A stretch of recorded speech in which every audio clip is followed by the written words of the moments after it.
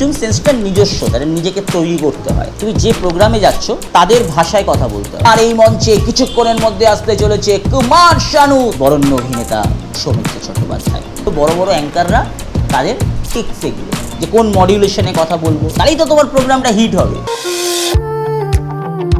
এবার হচ্ছে কস্টিউম, যে প্রোগ্রামে যাব সেই অনুযায়ী। ধরো সামনেই 15ই আগস্ট আসছে, ওখানে তো আমি এই অবধি প্যান্ট ছেঁড়া, এই অবধি ছেঁড়া পরে যেতে পারবো না।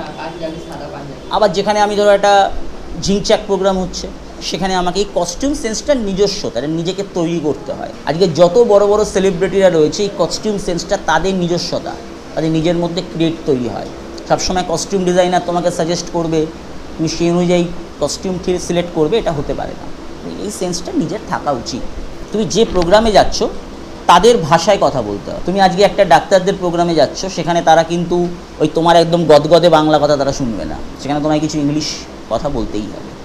তুমি আবার আজকে একটা মেদিনীপুরে গেছো, তুমি সেখানে গিয়ে ইংলিশে বলছে hello everyone, how are you, সেখানে ও বলবে ক্যা বলে, বুঝতে পারবে না।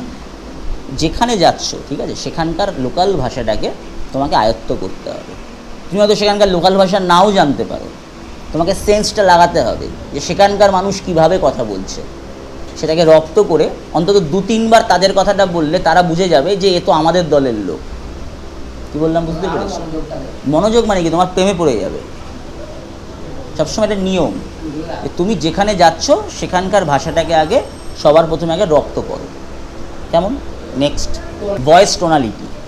এক্ষুনি তোমরা যে স্মরণ সভার অ্যাঙ্কারিং করবে, সেখানে তোমাদের ভয়েস টোনালিটি যেমন থাকবে, আবার এটাই ধরো তুমি একটা সাংস্কৃতিক প্রোগ্রাম, আর এই মঞ্চে কিছুক্ষণের মধ্যে আসতে চলেছে কুমার শানু, তো তোমার গলার ভয়েস নিশ্চয়ই পাল্টে যাবে। আবার তুমি এটাই ধরো যদি বলো যে বরেণ্য অভিনেতা সৌমিত্র চট্টোপাধ্যায়, তার প্রয়াণ দিবসে শিল্পী সংসদের শ্রদ্ধার্ঘ্য, ভয়েস টোনালিটি তোমার চেঞ্জ হয়ে গেল। এটা নিজেকে বুঝে নিতে হবে যে কী প্রোগ্রাম আমি হোস্ট করছি, তার ভয়েস টোনালিটি কেমন হবে। মডিউলেশন তোমরা জানো যে কোন মডিউলেশনে কথা বলবো। স্ক্যানিং, একই স্ক্যানিং মেনটেন করতে হবে। একবার তেড়ে গেলাম, একবার আস্তে হয়ে গেলাম না, সেটা বুঝতে হবে কখন কোথায় করতে হবে। কিওয়ার্ডস, কোন কথাটাকে জোর দিতে হবে, কোন কথাটাকে পজ দিতে হবে, কতটা পজ দিতে হবে, কোনটাকে স্পিডে বলতে হবে। আর এই মুহূর্তে এই মঞ্চে আসতে চলেছেন জনপ্রিয় অভিনেতা, এই যেটাকে আমি স্পিডে বললাম, এটাই যদি আমি আবার বলি আর কিছুক্ষণের মধ্যে এই মঞ্চে আসতে চলেছে মাননীয় সাংসদ সৌগত রায়, এটাকে আমি স্পিডে বলতে পারি না। তো বুঝতে হবে কোন কথাটাকে আমি কিভাবে প্রেজেন্ট করব। ওকে, আর call to action. Call to action কি? দর্শকদের মধ্যে এঙ্গেজমেন্ট বাড়াতে হবে।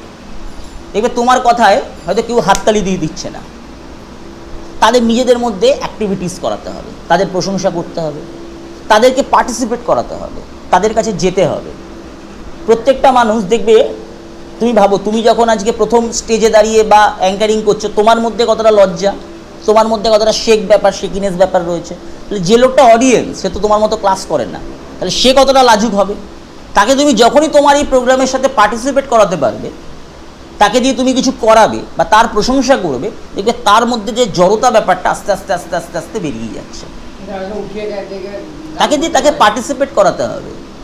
তুমি এটা যে কোনো প্রোগ্রামে দেখবে, 50টা লোক বসে হয়তো একটা গানের লড়াই হচ্ছে, একজন হয়তো বলছে না না আমি গান গাইতে পারি না, সে চুপচাপ বসে আছে। যেই তুমি তার কাছে গিয়ে তার একটু প্রশংসা করে দেবে, তাকে একটা দুটো গানে পার্টিসিপেট করাতে পারবে, দেখবে বৌদি একদম ফুল হিট, বৌদি নাচতেও শুরু করে দিয়েছে। কী বললাম বুঝেছো? তাকে ওই যে নামানো মাঠে, এটা করার দায়িত্ব কিন্তু একজন অ্যাঙ্কারের। এগুলো বড় বড় অ্যাঙ্কাররা তাদের টিপস এগুলো, তারা এগুলো করে। কী বললাম বুঝেছো? তাহলেই তো তোমার প্রোগ্রামটা হিট হবে। নাহলে তুমি একা বকে যাবে, তোমার জলের বোতল বিস্লেটি শেষ হয়ে যাবে, ঘামিয়ে ঠামিয়ে বাড়িতে গিয়ে অজ্ঞান হয়ে পড়ে থাকবে, বাকিরা দেখবে কেউ পার্টিসিপেট করছে না। তুমি বলো, তুমি অ্যাক্টিভিটিস করো, কিন্তু মানুষকে দিয়েও করিয়ে নাও। কী বললাম বুঝেছো?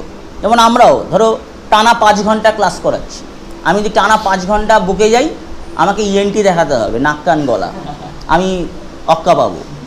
তা আমরা কি করি? আমরাও ক্লাসের মাঝখানে স্টুডেন্টদের এঙ্গেজ করাই। স্টুডেন্টরা তো চুপচাপ বোর হয়ে যাবে অনলাইন ক্লাসে, কেউ কেউ তো ঘুমিয়েও পড়বে। মাঝে মাঝে হুইপ জারি করি, কেউ আছো? হ্যাঁ, বুঝলে কি বলো। এটা দুটো অর্থ, একটা এঙ্গেজও করা, এটা কিছুটা আমার গলাকে বিশ্রামও দিয়ে দেওয়া। নে এবার তুই আনন্দ কর, আমি দর্শক হয়ে শুনি।